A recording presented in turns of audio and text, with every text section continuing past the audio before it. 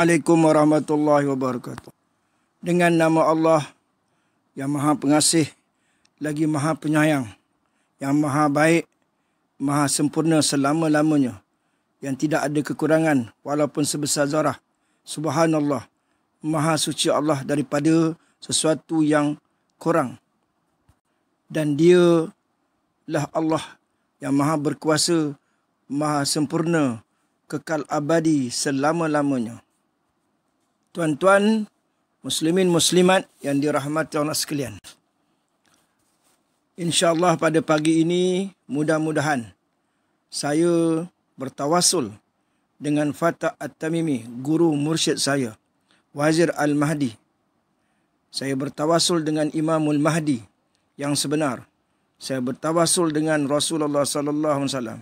Mudah-mudahan kuliah saya pada pagi ini diberi berkah dengan izin dan kasih sayang Allah Subhanahu wa taala. Bila bercakap tentang jamaah kebenaran atau kebenaran, bagi orang ramai yang menolak wasi saya, yang menolak jamaah kebenaran yang saya war-warkan, yang saya telah isytihar selama ini, maka saya nak bertanya kepada mereka, tunjuklah di mana jamaah kebenaran alternatif yang lebih baik, lebih hebat, lebih islamik, lebih cantik, lebih menyeluruh, yang akan membawa Malaysia ni maju ke depan, cemerlang, gemilang dan terbilang insya-Allah di masa-masa yang akan datang. Mana dia contoh pemimpin yang ada di Malaysia ini, yang layak, yang hebat, yang berwibawa, yang lebih bertakwa daripada wasi saya yang selama ini saya war-warkan. Tuan-tuan muslimin, muslimat yang dirahmati Allah sekalian, memang kebenaran itu mahal. Mahal sungguh. Harga kebenaran paling mahal. Kebenaran tu pula kalau terpaksa dibeli, harga pun paling mahal. Maknanya tak semua orang boleh memilikinya. Kalau nak ibarat seperti intan berlian, harganya terlalu mahal. Hanya golongan tertentu je dapat memiliki itu, gambaran. Seperti raja-raja, ahli korporat dan orang kaya. Yang lain tak dapat. Sebab apa? Mahal.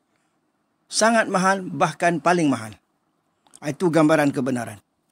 Kalau kita nak memiliki berlian, kena struggle, berjuang sungguh-sungguh untuk mendapatkannya. Jadi itulah kiasan bagi benda yang mahal. Tak ramai yang dapat memilikinya. Ini saya tujukan kepada penentang-penentang kebenaran. Orang yang belum mendapat hidayah. Orang yang masih lagi bangga bongkak dengan kebatilan mereka. Konon-kononnya apa yang mereka katakan itu benar. Tapi sebenarnya tidak. Dalam sejarah, menurut sejarah, hanya segelintir saja orang yang mendapat kebenaran. Syurga tu mahal. Sebab tu tak semua orang dapat memilikinya. Tolong faham baik-baik. Kalau kita amat-amati pemimpin dan tokoh-tokoh yang membawa kebenaran dari Tuhan itu secara global, menyeluruh, bukan sebarang orang, tetapi merupakan pilihan Tuhan. Sama ada terdiri daripada para rasul atau bukan rasul. Tokoh-tokoh pilihan seperti Iskandar Zulkarnain, seperti Talut, Khulafa Ar-Rashidin, Muhammad Al-Fatih. Jadi tokoh yang membawa kebenaran itu bukan pilihan manusia. Ingat tu, bukan pilihan manusia, tetapi pilihan Tuhan. Pemimpin kebenaran apabila berhadapan dengan pemimpin yang ada di waktu itu. Kalau zaman sekarang lah. Cuba perhati molek-molek. Sangat berbeza dari sudut ilmunya. Sahsiahnya, kepribadiannya. Begitu serlah, tajam, peribadi, akhlak, cantik. Cuba nilai secara jujur. Kejujurannya tiada tandingan. Kejahatan orang lain boleh dimaafkan. Dan orang yang bersalah didoakan. Itu sekurang-kurangnya. Semua apa yang saya katakan tadi dapat dilihat dengan begitu terserlah di hadapan mata kepala manusia pada zaman itu. Walaupun pemimpin-pemimpin kebenaran berperibadi agung, tetapi apabila mereka berjuang bawa kebenaran, manusia menentang sungguh-sungguh juga. Contohnya Rasulullah, Nabi Muhammad SAW. Walaupun pengikut Abu Jahal menentang Nabi, namun dalam masa yang sama mereka mengakui bahawa baginda ini sangat jauh berbeza daripada Abu Jahal itu sendiri. Sedangkan Rasulullah SAW mempunyai peribadi yang baik, disokong dengan mukjizat yang akal manusia tidak dapat memikirkannya. Itu pun ditentang, tak pelik. Tiba-tiba di akhir zaman ada jemaah kebenaran, pemimpin kebenaran yang memperjuangkan kebenaran yang sebenar ditolak. Dihina, difitnah, dicerca. Patut kita fikirkan, tapi tak boleh fikir. Sebab tu kebenaran tu mahal, paling mahal. Pemimpin kebenaran yang ditunjuk oleh Tuhan, tunjuk macam mana? Isyarat dalam hadis. Sifat-sifatnya, ciri-cirinya ada dalam hadis Nabi SAW. Mereka ini umumnya berjuang berpuluh tahun. Ada yang beratus tahun namanya. Mereka mendapat kemenangan setelah menerima ujian yang begitu panjang tempoh masanya. Ini awas kepada penentang-penentang kebenaran. Nanti akan sampai masanya. Semua kamu yang menentang kebenaran di akhir zaman ini akan malu, akan terhina, akan merasa hina yang sehina-hinanya. Oleh kerana pejuang kebenaran ini ambil masa lama, panjang tempoh masanya, dan biasanya adalah pengikut-pengikutnya yang datang sendiri, ada yang lari kerana tak tahan untuk terus mengikuti perjuangannya. Ambil perhatian. Bukan bermakna walaupun di zaman dulu sampai sekarang, bila sebut jemaah kebenarannya, ahlinya akan sentiasa steady je, tidak diuji. Akan diuji. Di peringkat permulaannya, di tengahnya, di akhirnya. Nak dipilih, sama ada di dalam atau di luar. Yang di dalam jemaah tu pun sendiri masih diproses, apa lagi yang di luar. Yang tak dapat pemimpin kebenaran tu sendiri. Dan di sini suka saya menyebutkan bahawa di zaman Rasulullah sallallahu alaihi wasallam, perjuangan itu antara kebenaran yang mutlak, kebenaran yang mutlak dibawa oleh Nabi SAW dengan kebatilan yang mutlak. Pada peringkat awal manusia menerima kebatilan yang mutlak. Kebenaran yang mutlak diterima setelah berpuluh tahun berjuang. Jeng. Ambil perhatian. Perjuangan pada zaman sekarang bukan antara kebenaran yang mutlak dengan kebatilan yang mutlak. Hari ini perjuangannya adalah antara kebenaran yang mutlak yang dibawa oleh Fatah Tamimi sebelum Imamul Mahdi dengan kebenaran yang sudah cacat. Kenapa kebenaran yang sudah cacat? Sebab yang menentang tu orang Islam juga. Yang mengucap juga, yang sembahyang, puasa, zakat, haji juga. Tapi cacat. Ilmunya tidak menyeluruh, tidak tepat. Artinya pejuang-pejuang kebenaran di akhir zaman berdepan dengan orang yang sudah Islam tetapi menentang Islam. Macam mana dikatakan menentang Islam? Menentang Islam yang sebenar. Dalam Islam ada yaqazah, dalam Islam ada ilham, dalam Islam ada firasat, dalam Islam ada kasyaf. Dituduhnya macam-macam. Difitnahnya macam-macam. Seolah-olah dalil-dalil tersebut, hadis-hadis tersebut ditolak mentah-mentah. Jadi kebenaran di akhir zaman itu adalah satu golongan yang membawa kebenaran yang mutlak, manakala kebanyakan orang Islam yang sudah cacat.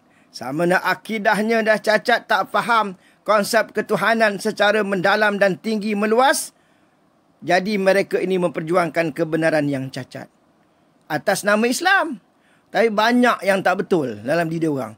Dia orang pula tuduh kebenaran itu sebagai kesesatan. Yang mereka tu sesat, mereka tak sedar. Saya dah katakan tadi bahawa perjuangan kebenaran mengambil masa yang panjang.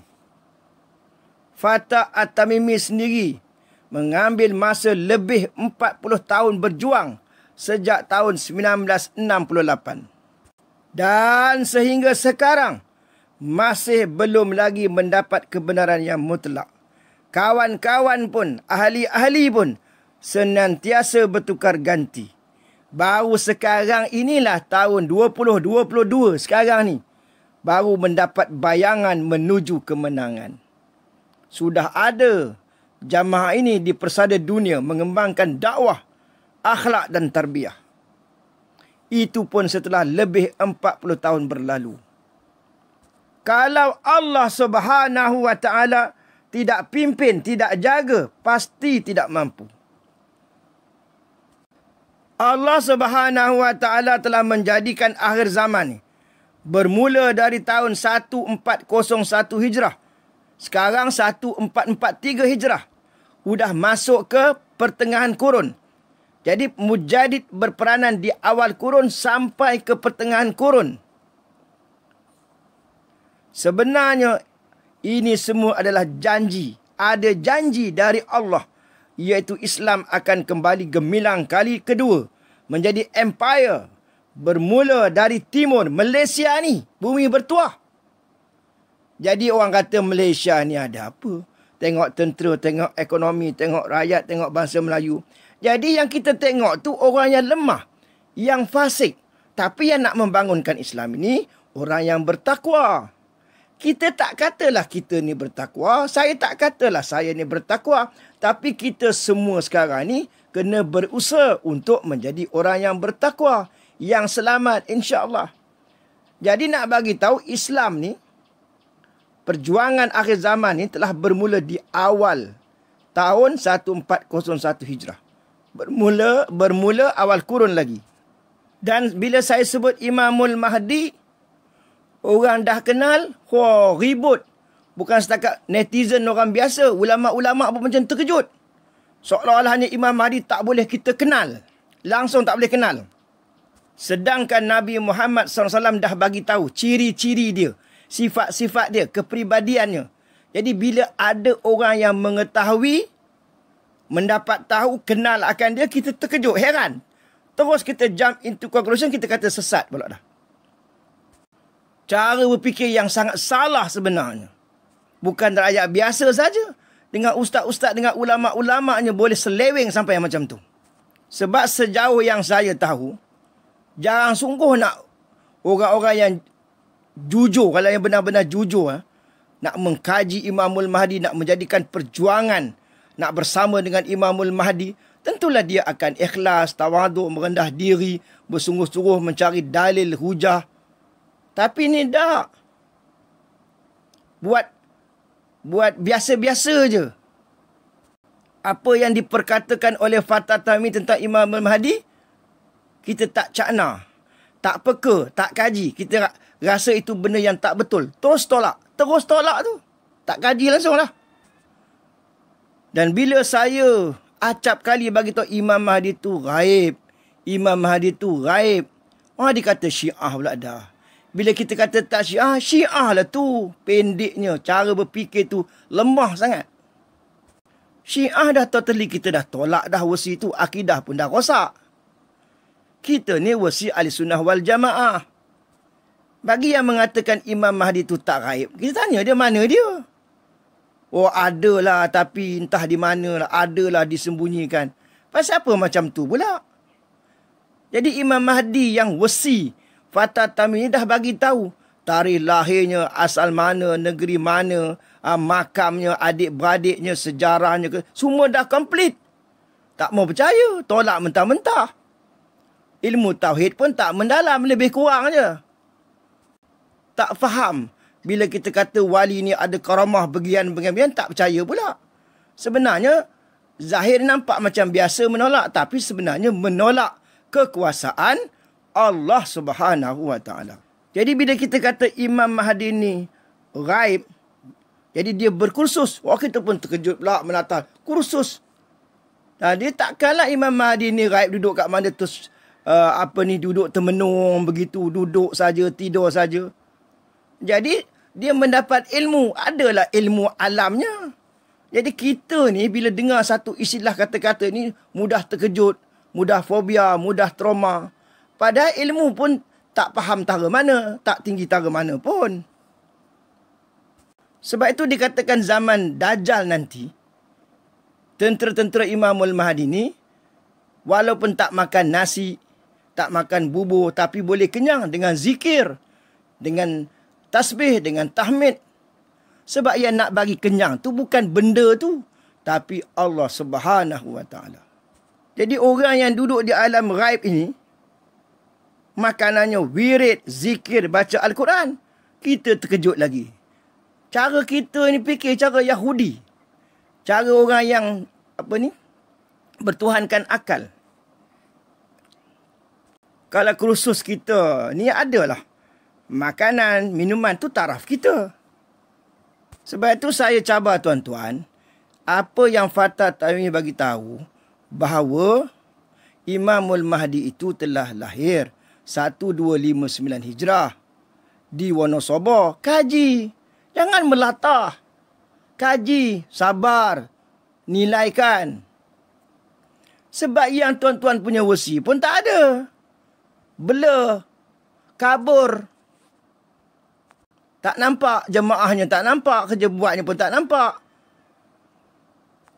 Jadi hikmah Imam Mahdi itu gaib kerana nak diwakilkan kepada seorang pemuda, Fatah, untuk membuat tapak. Sebab itu Fatah Tamimi bila dia diraibkan, dia akan zahir dalam bentuk pemuda. Umurnya muda. Sebab takkanlah yang zahir macam Nabi Isa alaihissalam, zahir Imam Mahdi zahir dalam keadaan tua. Mudalah, itu tak heran. Kuasa Allah dia boleh buat apa saja. Masalahnya kita, iman kita tipis, ilmu kita sedikit, tak faham. Karamah tak jaya, yakazah tak jaya. Ilmu-ilmu yang menjadi senjata kepada orang mukmin sejak lama dulu, berpuluh-puluh tahun, ratusan tahun, ribuan tahun, kita tak percaya. Kita guna akal, bertuhankan akal. Pertahankan lagi akal kita. Jadi Fatah At-Tamimi telah menyediakan tapak, iaitu jamaah, dan tak lama lagi akan mendapat daulah. Tak lama lagi Malaysia ini. Dan dia bukan buat kerja menjatuhkan orang, cari gaduh, cari pasal. Bukan. Cara aman. Bila mana negara kita ni diuji, makin lama makin teruk, makin nazak, tunggulah. Nanti ada sesuatu. Baru tuan sedar apa yang saya katakan ini, nampak kebenarannya. Nampak serlah insya-Allah. Jadi, soalnya kenapa Nabi Isa gaib, Imam Mahdi gaib, dan juga Fatah Tamimi itu akhirnya diraibkan. Sebab besar penentangnya, dia nak buat kerja besar. Besar ketokohannya, besar pula lah penentangnya. Itulah hikmahnya mereka diraibkan atau disimpan. Perkara ni, musuh ni dia tak sedar ni. Dia tak sedar. Jadi bila dah dapat daulah, barulah terkejut, masing-masing terkejut, masing-masing menyesal, tak sangka. Sepatutnya kita dah boleh sangka, dah boleh siap siaga, dah boleh yakin dengan kuasa Allah. Sebab sekarang jemaah yang ada, saya pun tak nampak. Tak nampak pun jemaah politiknya haru biru.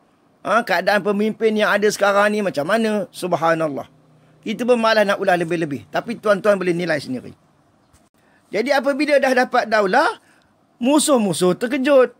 Orang yang dengki pun terkejut. Masa tu kekuatan sudah ada dan sudah boleh mencabar musuh. Jadi musuh-musuh yang susah. Jadi itulah hikmahnya kenapa 3 tokoh akhir zaman ini disimpan, diraibkan. Supaya perjuangan tidak berhenti, maka diwakilkan kepada seorang Fatah atau putra Bani Tamim. Jadi tuan-tuan, jangan anggap perjuangan Fatah Tamim ini dah habis. Dah selesai, dah tamat dah mati. Tidak. Kebenaran ni akan terus berjalan, mengambil masa puluhan tahun. Nak terima kebenaran ni bukan mudah. Kadang-kadang kebenaran ni ambil masa 100 tahun. Watak kebenaran ni. Tambah-tambah ini kebangkitan Islam kali yang terakhir. Paling akhir ni. Lepas ni tak ada lagi kebangkitan Islam kali ketiga dah tak ada dah. Antara lain lagi hikmah, rahsia Kenapa Imam Mahdi diraibkan, disimpan, nanti akan dikeluarkan semula, zahir semula?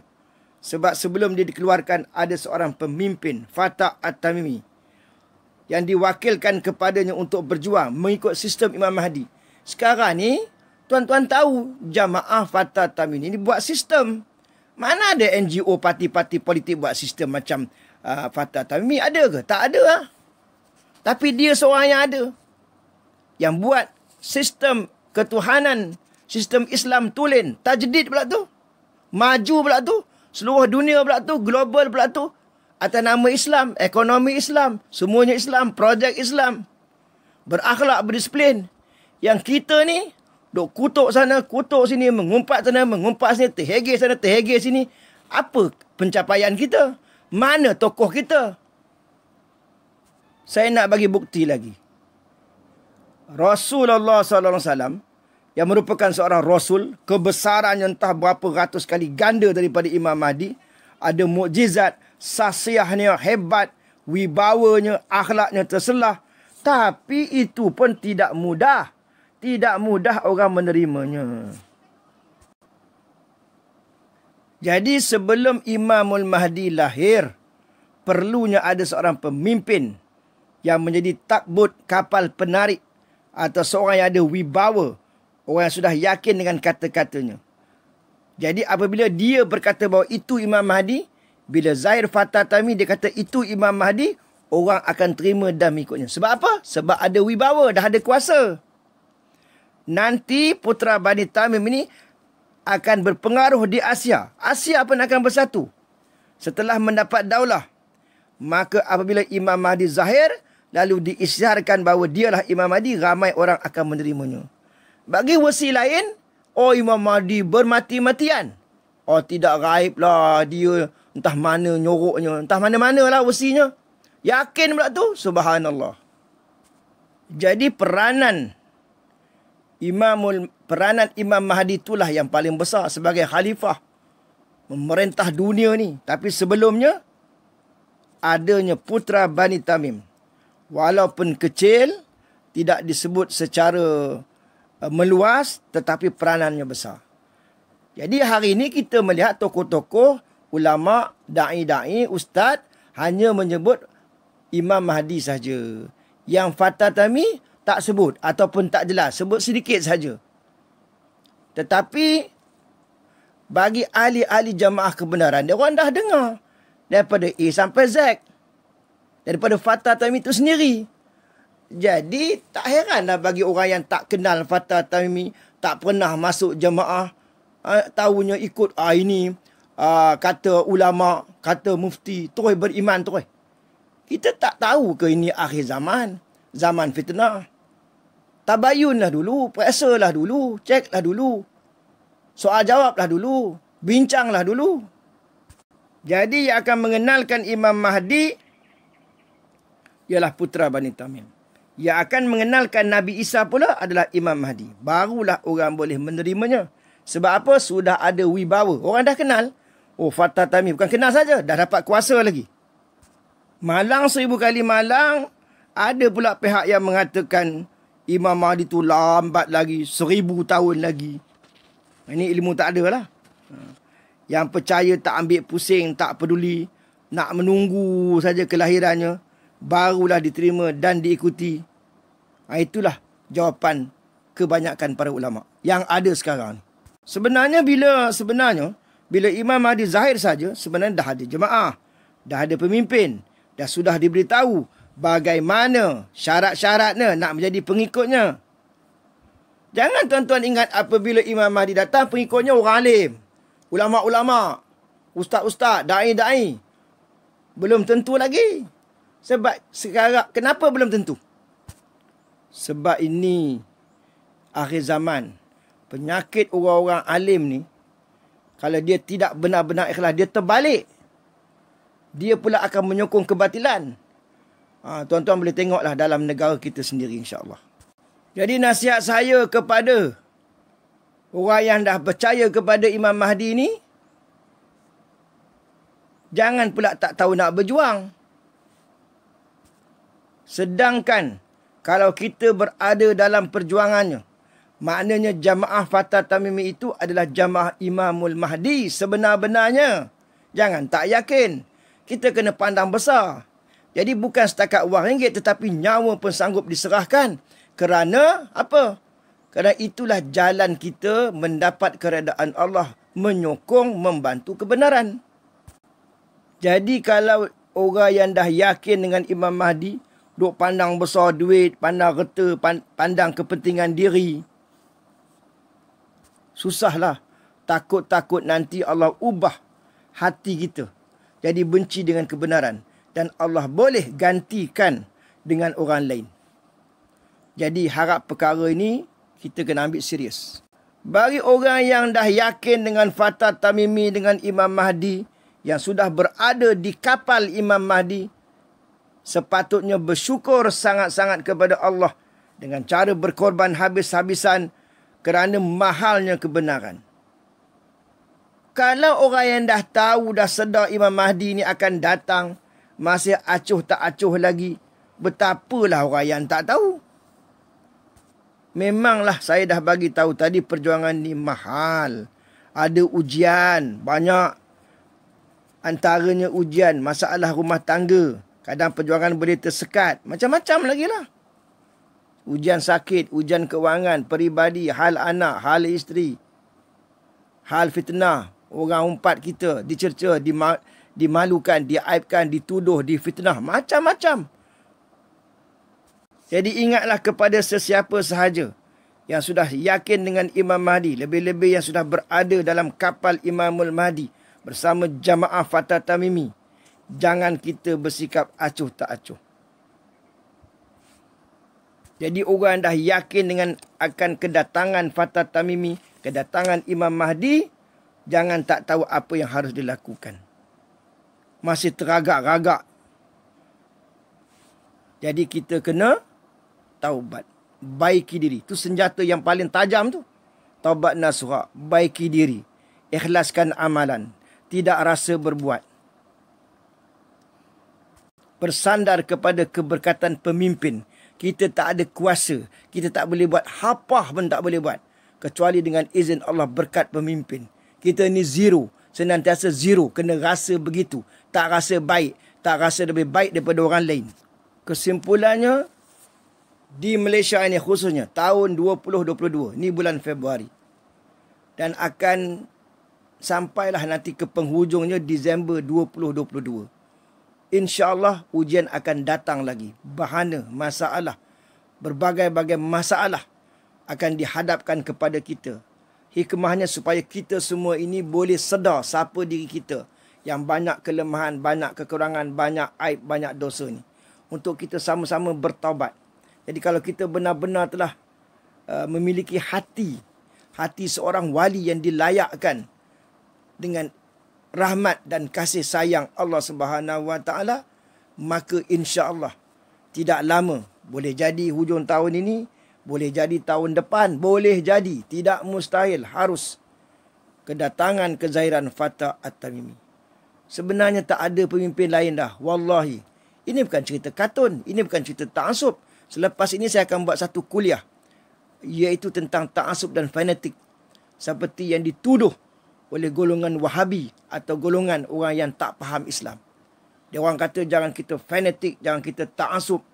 Dia tak tahu kata-kata ta'asub dan fanatik ini adalah istilah yang diguna pakai oleh penjajah. Oleh Yahudi. Sebab bila kita sayang pemimpin, jangan sayang 100%, 90%, 80%. Jadi dalam kita nak ikut pemimpin, kita ada was-was, ada keraguan. Ni dia tak faham makna fanatik. Jadi fanatik ini perlu, sebab itu Nabi kata tidak beriman kamu sehingga kamu sayang orang lain macam sayang diri sendiri. Makna sayang itu 100%. Isteri sayang suami 100%. Suami sayang isteri 100%. Kita sayang guru kita 100%. Tetapi bila bertembung ada perkara yang salah, yang bertentangan dengan agama, baru kita tolak. Ini kita pun tak tengok lagi, tak pandai menilai, tak faham tauhid. Dah kita kata ta'asub, membabi buta. Sedangkan kita yang tak faham, jahil sangat. Kita ni dah masuk jahil murakab ni, tak faham, tak reti nak bertanya, terus tuduh je. Kalau perkara itu kebenaran ni, kita kena fanatik dengan kebenaran. Kita kena sokong kebenaran 100%. Jadi fanatik yang tak betul tu, yang tak betul. Kalau yang betul, fanatik kepada kebenaran. Fanatik kepada Tuan Guru, bukan salah. Fanatik kepada Nabi. Nabi dah bagi tahu. Ketaatan tu 100%, bukan 80-90. Kenapa sayang suami 80%? Tak boleh, nanti fanatik. Kenapa sayang mak kamu 90%? Nanti kalau 100% fanatik macam tu ke? Kita sayang mak ayah kita 100%. Sangat-sangat fanatik kepada mak ayah kita. Selama mana tidak bertentangan dengan agama. La ta'ata li makhluk fi maksiatil khaliq. Jangan kamu taat pada makhluk benda yang maksiat. Tengok dulu apa yang mak ayah suruh tu maksiat ke? Tengok dulu apa yang suami suruh maksiat ke? Tengok dulu apa yang guru kata tu maksiat ke? Ini kita tak faham, tuduh. Sebab hati kita kotor, penuh najis, penuh maksiat, penuh aib. Jadi kita main tuduh aja ikut suka kita. Ini kesilapan besar. Jadi insya-Allah doakan saya selepas ini, boleh jadi saya akan buat satu kuliah yang agak panjang juga berhubung dengan ta'assub dan fanatik. Wallahu alam. Ampun maaf daripada saya. Jadi sebelum tu lagi saya nak rumuskan. Jadi apa yang saya nak perkatakan ini ialah tentang siap siaga, kezahiran fatatami, dan siap siagalah, sebersedialah musuh-musuh Islam di Malaysia ini untuk menyesal, untuk merasa hina atau dibalas dengan hukuman kerana menuduh sesat kepada jemaah kebenaran berpuluh-puluh tahun. Konon-kononnya kamulah yang benar. Tunggu saatnya tidak lama lagi insya-Allah. Ampun maaf daripada saya. Sekian. Assalamualaikum warahmatullahi wabarakatuh.